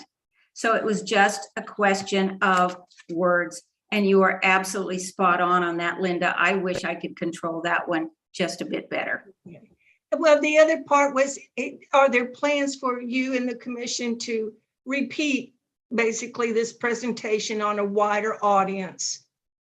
Literature, or I know you can't go out and speak all the time. Linda, I've spoken 3 times today, and one with the city, it actually completely failed. It broke down, but I was speaking to city workers. 1,200 people were online and the whole system collapsed.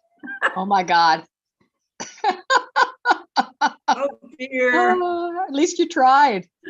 Well, we have one quick question. Marina, if you want to slip it in there before we move on. No? Okay. Marina, I think Marina's muted. I was muted. Sorry about that. Thank you so much for your presentation. So informative. I'm curious about implementation. Let's say it passes.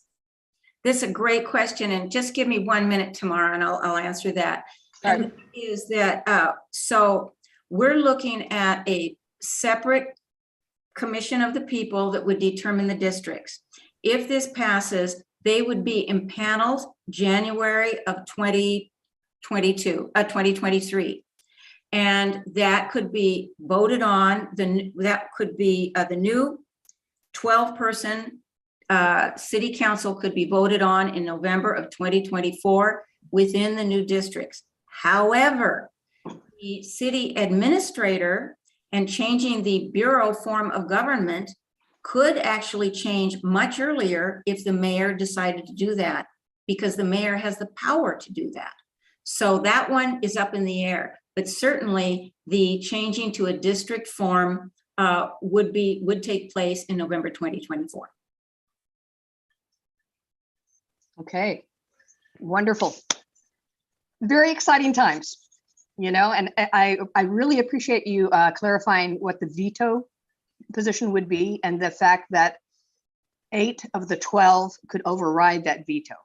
I appreciate that input, because that, you know, helps balance everything out instead of just having someone slam their fist down. You can't have this. So thank you, Tamara. I'm honestly very worried about the state our government is in right now with these deep divisions, and I want to do anything I can to help resolve that. thank you so much for your service. And I'm with you 100% about the divisions, and anything we can do to have lively discussions like this more often is welcome for me. Can I just say one promotional word? If any of you have other organizations that you're part of, to your point, well, to all of your points, and you would like me to come and talk to that organization, just let me know. I'm happy to do it.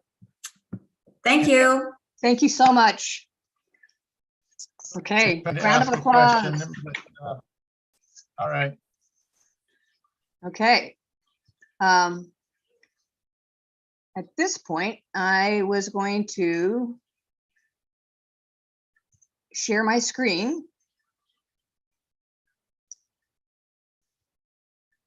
We are now back to the elections. The results are in. Currently, we have 34 folks that have voted so far. And, oh, excuse me, 32. And all have testified that they are a member of the Rose City Park neighborhood. As chairperson, whoop, boy, I went too fast. I gotta do this better. I got 81% of the vote, and then there is a 18% said no. So we got some responses there, and I will give those responses to the remaining board so everybody has a chance to review the commentary. Vice chair with Zachary, we've got almost 85% in favor, and again, about 16% not wanting that person. Okay, then we have treasurer. You got 100% there, Richard. Okay, secretary. Oh my goodness. Grace, you're in with 100%. Then we have Kelly Davis, position number 5, with almost 95%. And what is that? 7% says none of the above. Okay. And then we have Beth Ferris in with close to 90%, and 10% say none of the above. Pardon me, Tamara. Yeah. If you accept the cookies at the bottom, we'll make it a little bit bigger, and then also the percentages are actually written bottom, so you don't have to read the graph. Okay, thank you. Yep, you can just read it there. Okay, does that help? Does that make Makes it a little bigger? Thank you. Okay. All right.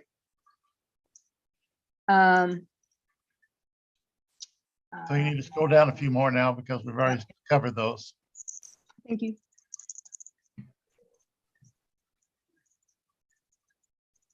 Secretary. Keep going. All right, 93% for Kelly.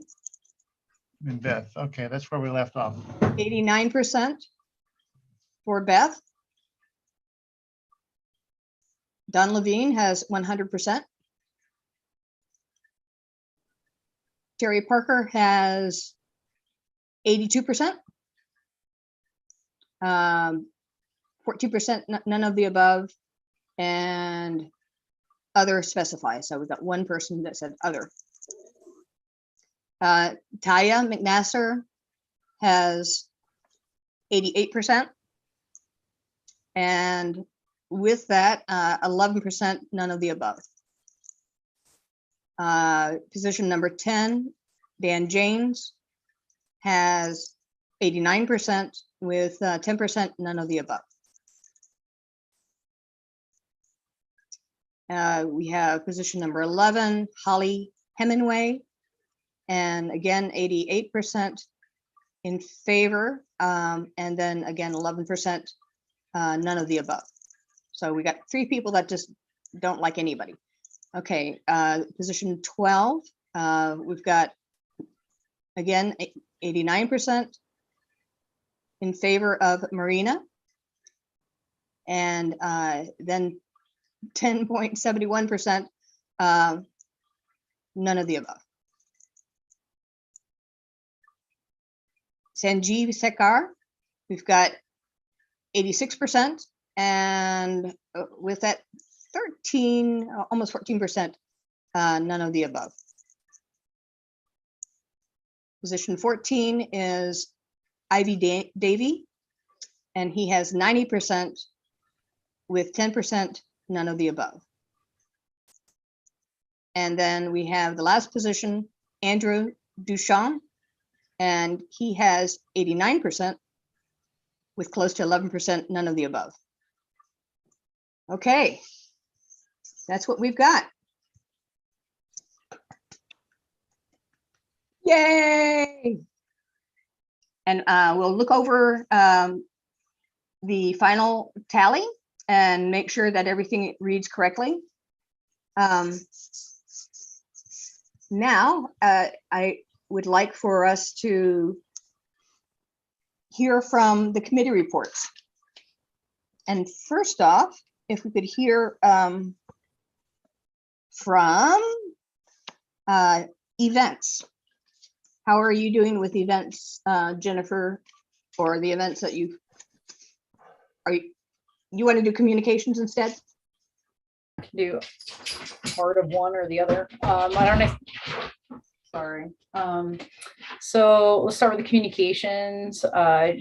We'll just recap that our May newsletter went out and was delivered in advance of this meeting. Our next newsletter will be delivered in October, and the due date for newsletter submissions will be early September.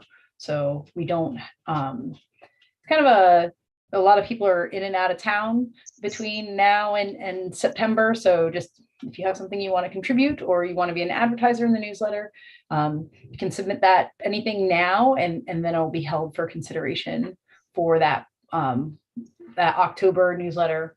I think that you all just in the course of the elections have seen updates to the website. So we've been really actively trying to update the website. I think there was a big refresh back in March, and been posting a lot more information and directing folks there so that we can give more details, you know, small blurbs in the newsletter, which is fairly,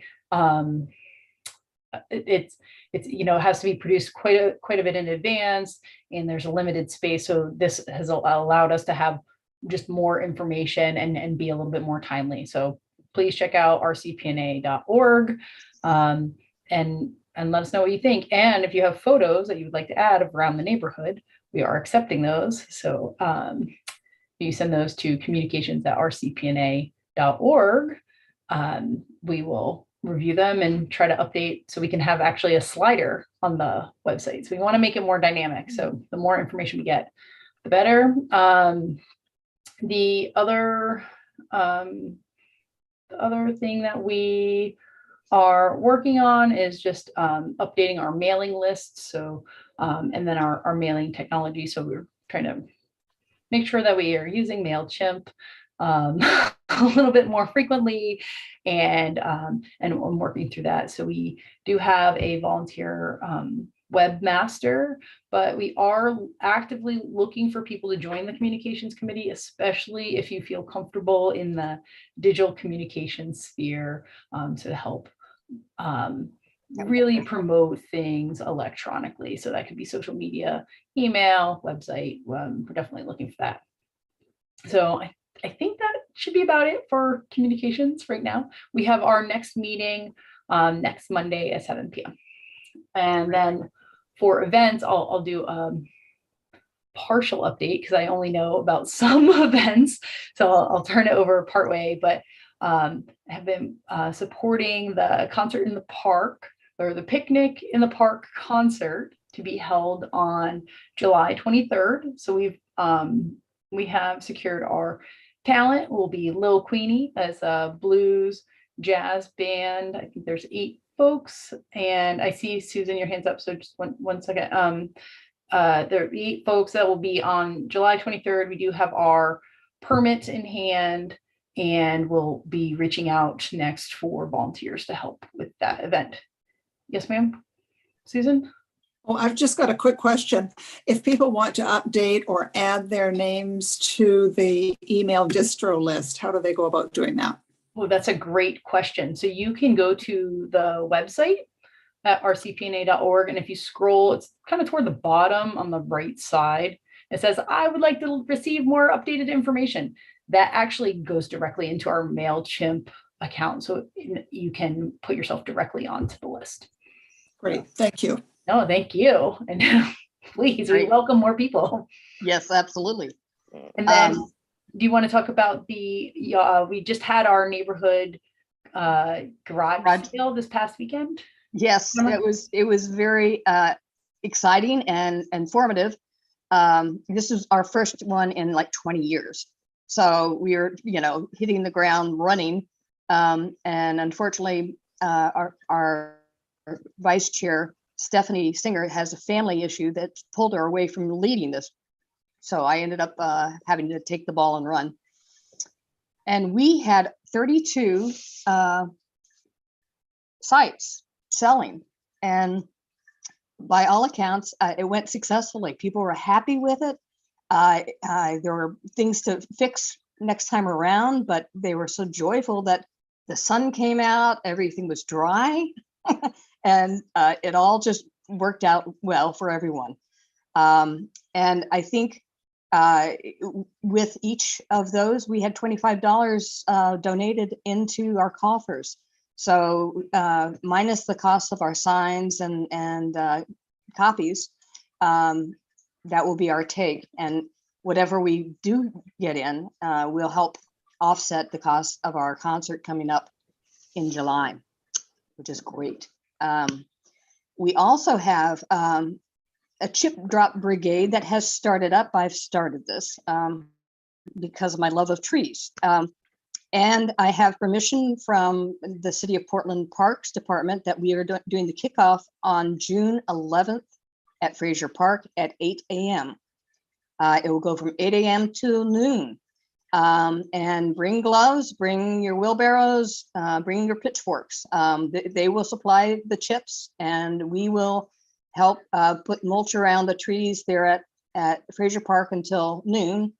And at noon, we'll have a pizza party. So bring your kids, bring your joy, and your hats and lots of water.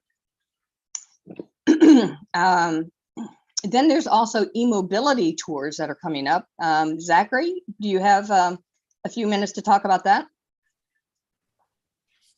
Sure can. Okay. Hey, Give us some everybody. dates. You may hear a child trying to fall asleep in the background. Sorry about that.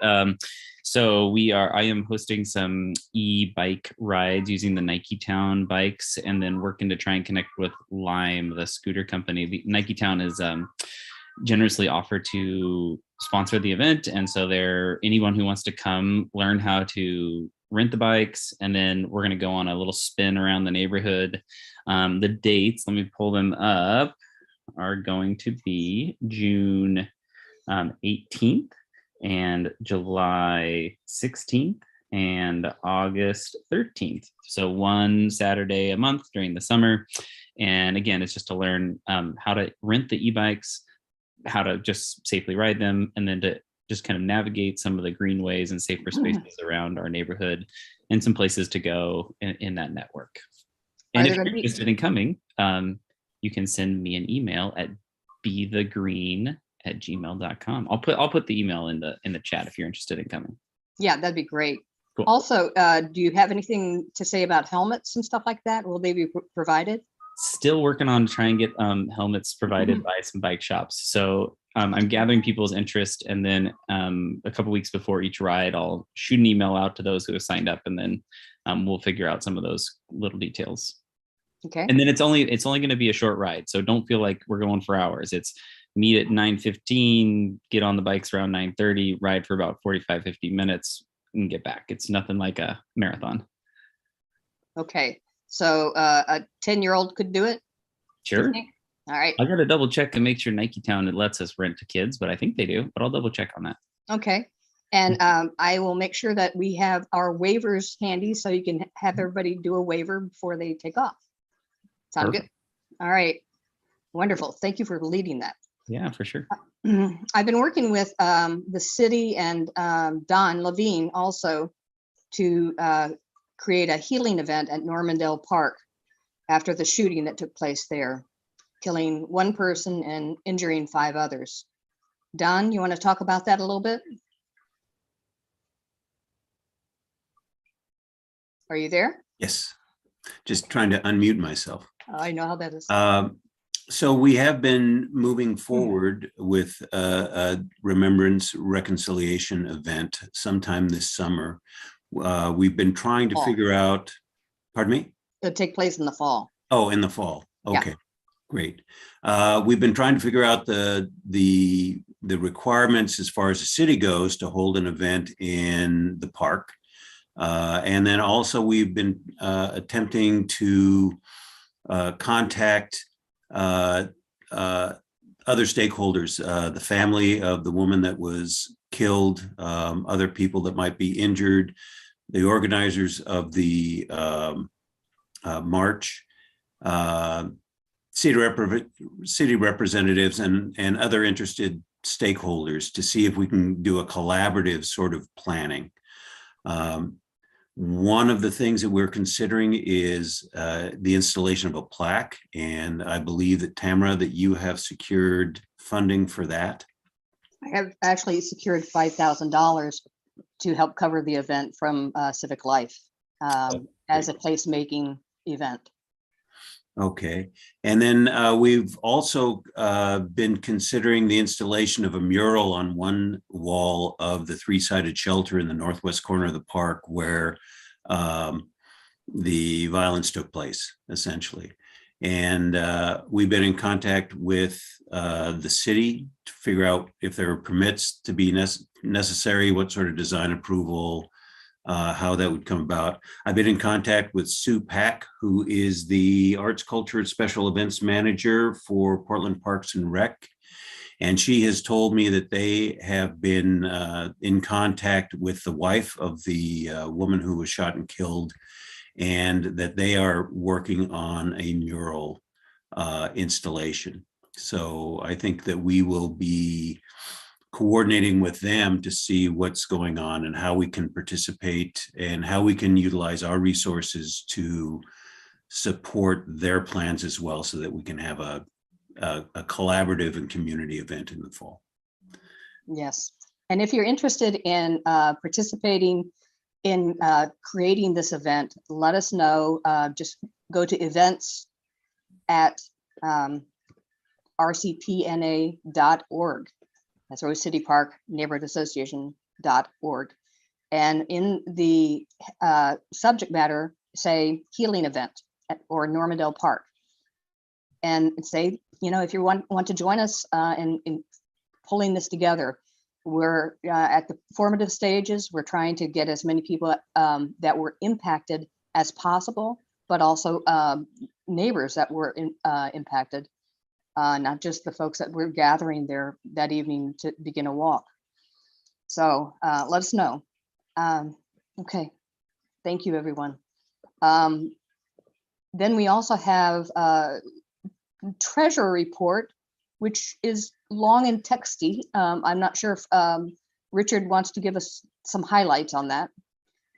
Well, I could give you some highlights, yes. The good thing was at the end of April, we had about $13,500 in cash. We had started to getting some money in from the garage sale and paid a little bit. We've took in some ads, but we've also paid for our Zoom for the year and done some little things. But we did have one bill for newsletter printing, which unfortunately has gone up. And we have another that has been paid since then. So the newsletter is getting be more and more expensive.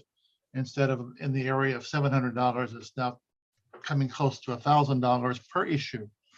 So that's something that we're going to have to be looking at as far as what we're going to be doing with that if we need to go to somebody else to print it.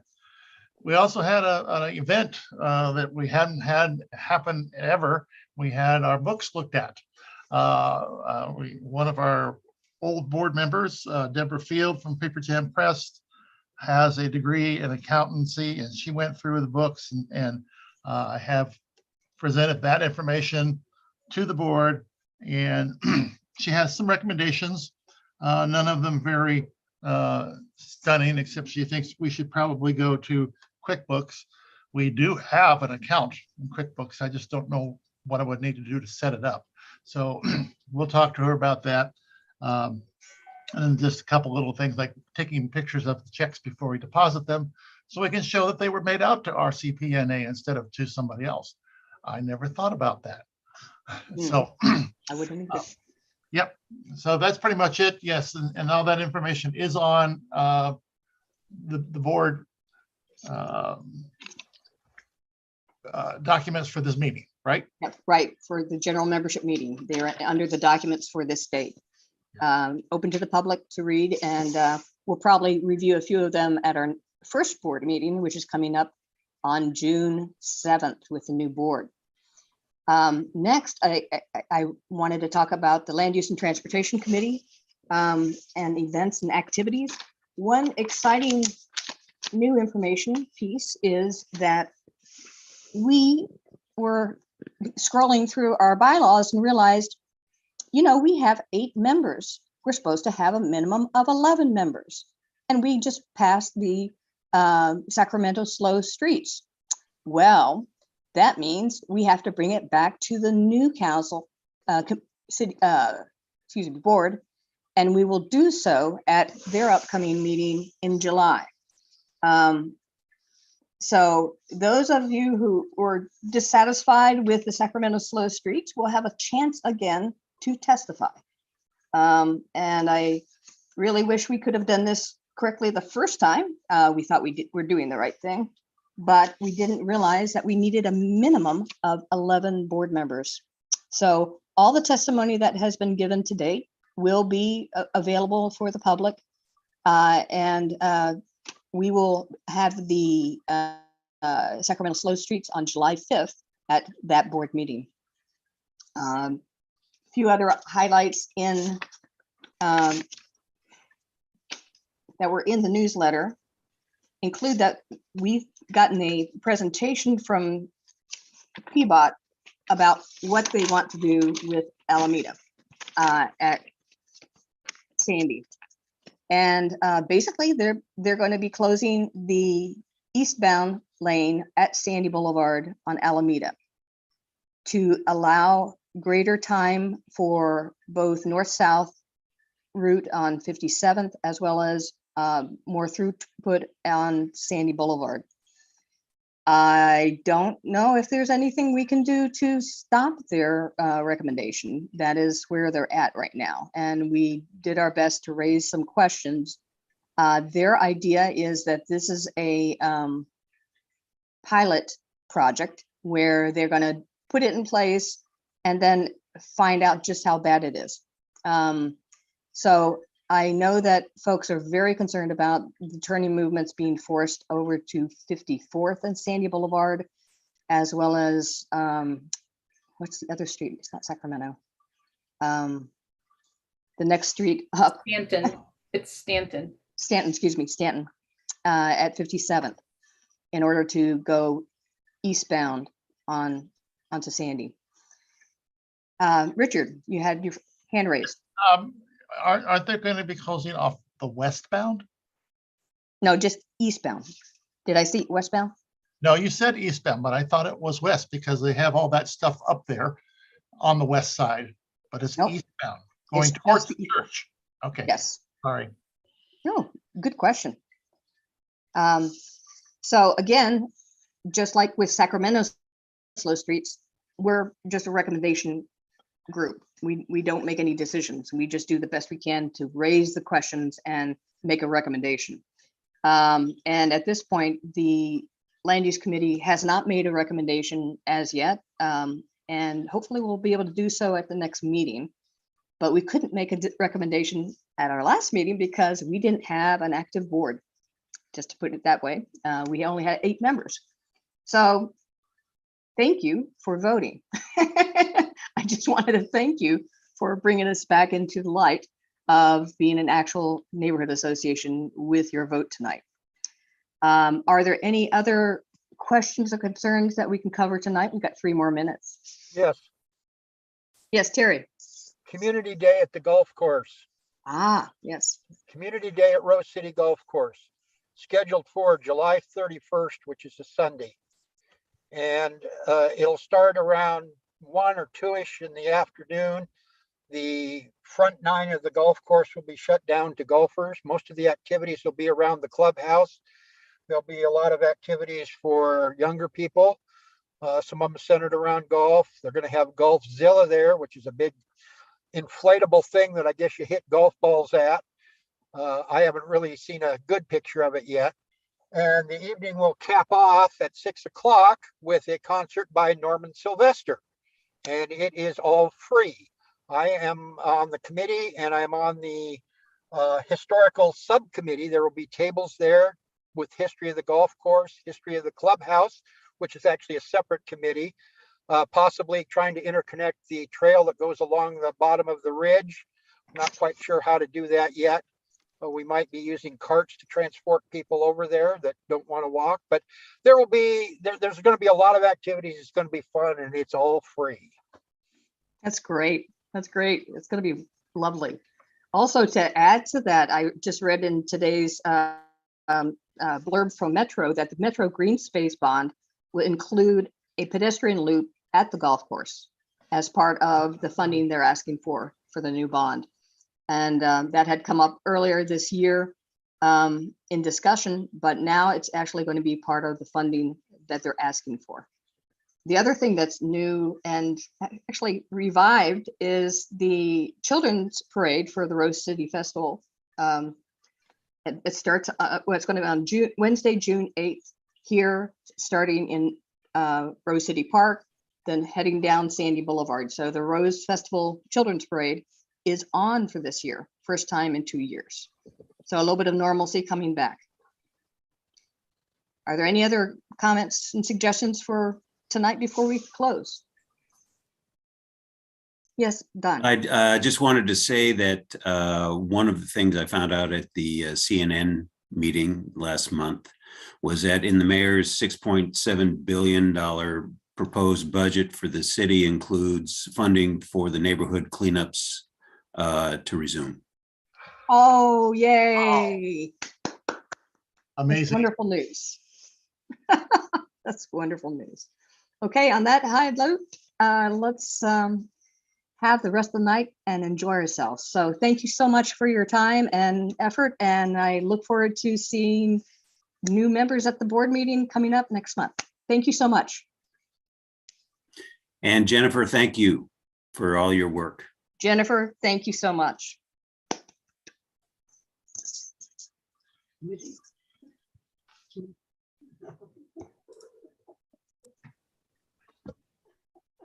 Everybody's off.